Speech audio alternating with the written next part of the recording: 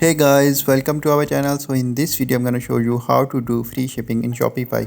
So simply what you have to do, first of all log in through your admin page, and then finally when you log in, so simply on the bottom left side you can see the setting option. Just click here, and now you have to find the shipping and delivery option is here.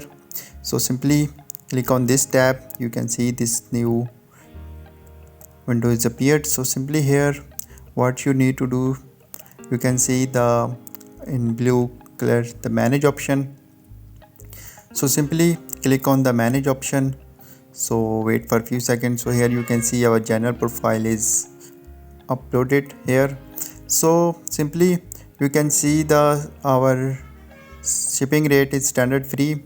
It's already set. So in your case, if you have selected the price for shipping, you can easily set the option to free. So in this way you can easily do a free shipping on Shopify.